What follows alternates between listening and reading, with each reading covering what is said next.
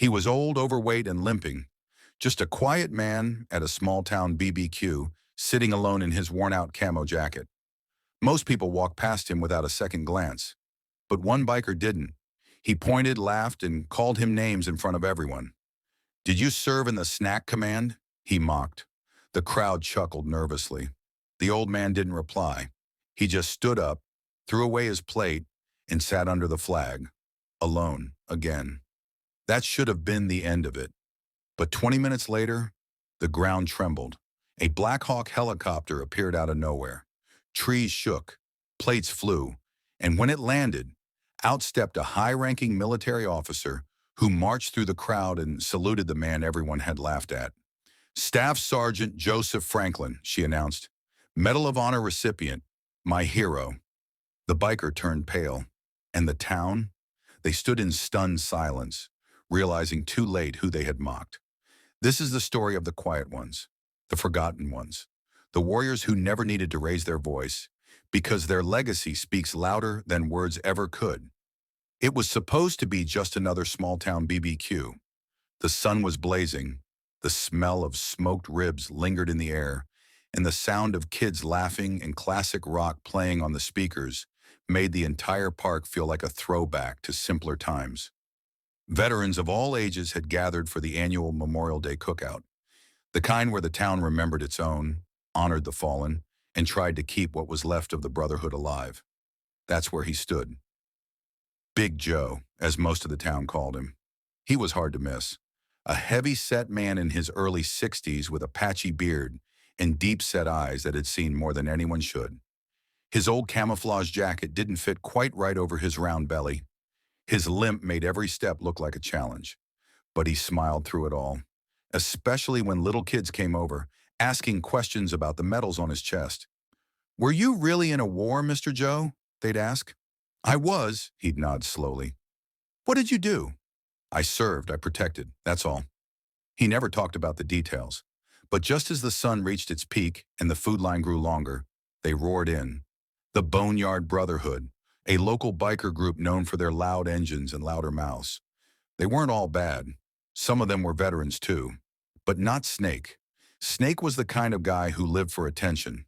Greasy ponytail, mirrored sunglasses, leather vest with patches that probably weren't earned. He strutted around like he owned the place and loved finding someone to pick on. That's when he spotted Joe. Snake elbowed one of his buddies, chuckling. "Look at G.I. Donut over there. Did they send him to war or to the buffet?" A couple of his crew laughed, loudly. Joe heard. Everyone did. He looked up from his plate and gave a small smile, choosing silence over confrontation. But Snake wasn't done. "What branch were you in, Fatso?" Snake shouted across the lawn, grinning. "Burger King Marines? Or was it the snack command?" More laughter, this time louder, some uncomfortable. Joe didn't flinch. He simply stood, slow and steady, walked over to the trash can and tossed his plate in. Then he turned around and looked directly at Snake. "I served more years than you've probably stayed sober," he said quietly. "Now please, enjoy the food. Some of it's paid for by people like me." Snake's face twitched, but before he could speak, Joe turned and walked away toward the small flagpole in the middle of the park. He sat down on a folding chair beneath it, quiet, dignified. That should have been the end of it. But Snake wasn't the kind of man who lets a crowd forget his ego was bruised. He marched over, drink in hand, and started performing for whoever was still watching. "Ladies and gentlemen, give it up for Sergeant Flab. He fought in the Great Donut War of Duncan Hill." There was some nervous laughter, but many had stopped smiling, especially an older man named Curtis, who'd served with Joe back in the day. He started walking towards Snake, his jaw clenched, but Joe raised a hand to stop him. "Let it be," he muttered. Snake was smirking wide when suddenly, everything changed. A loud, sharp whoop, whoop, whoop echoed through the sky. Everyone looked up. The trees began to shake. Paper plates flew from tables. The ground trembled slightly under everyone's feet. And then, a massive Black Hawk helicopter appeared over the hill. It circled once, low and fast, before descending onto the edge of the field with controlled precision. Dirt and grass whipped through the air like a storm. People scrambled to hold their hats, Children screamed in delight, and even the BBQ pit nearly flipped over. Snake's beer fell from his hand. His sunglasses blew off. The Black Hawk touched down, and the side door opened with a hiss. Then she turned to the crowd.